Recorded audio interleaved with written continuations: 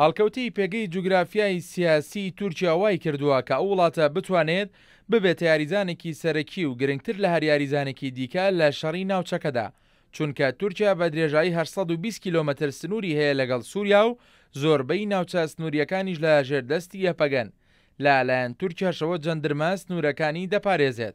ئەنقەرەش ڕایگەیاندووە کە چەکدارانی داعش لە ناوچەکانی سنووری سووریا بوونیان هەیە، بۆیە بڕیاری داوە بە دروستکردنی ناوچەیەکی قەدەغەکراو لەو ناوچانە بۆ ئەوە پیشان بدات کە ئەوان دژی داعش کار دەکەن. کوردەکانی باکوور و خۆراواش ئەوە پشتڕاست دەکەنەوە کە پلانەکانی تورکیا دژی کوردە و پێشیان وایە کە کاراسانی بۆ داعش کردووە تا بتوانێت پەلاماری هەرێمی کۆبانێ بدا کە بە دووەم گەورەترین پەلاماری داعشدا دەنرێت دوای پەلاماردانی موسڵ.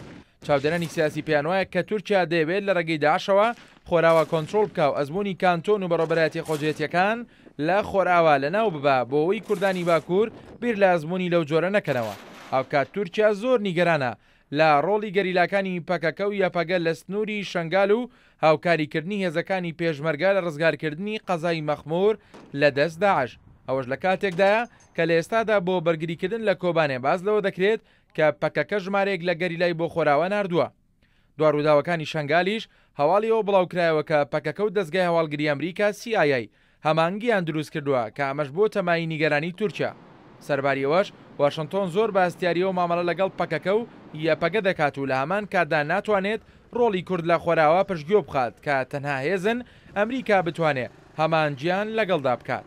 بۆیە ئەوەی پێشبینی و چاوەڕوان دەکرێت ئەوەیە کە هاوکاریکی سەربازی ئەمریکی و کوردی لە خۆراوە بنیاد بنرێ، ئەویش بەهۆیەوەی کە ئەمریکا وڵاتانی خۆراوە نیازیان نییە هێرشی زەمینی دژی داعش لە ناو سووریا ئەنجام بدەن.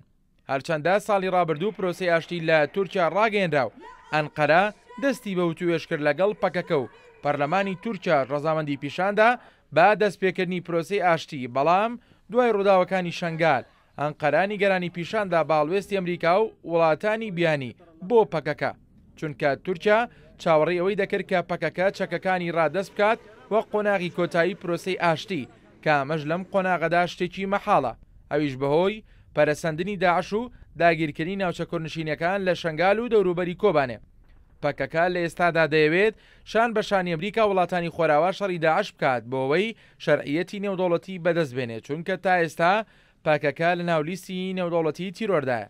سەرباری دەستپێکردنی گورزە ئاسمانیەکانی ئەمریکا بۆ سەرپێگەکانی داعش لە سووریا و دەوروبەری کۆبانێ، بەڵام یاپەگە ترسی لەوە هەیە کە ئەگەر کۆبانێ بکەوێتە دەستی داعش ئەوە زەبرێکی گەورە بە کوردەکان دەکەوێت. ئەمیش ئامانجی تورکیایە کە دەیەوێت شکست بە دەسەڵاتی کورد بێنێ لە خۆراوە.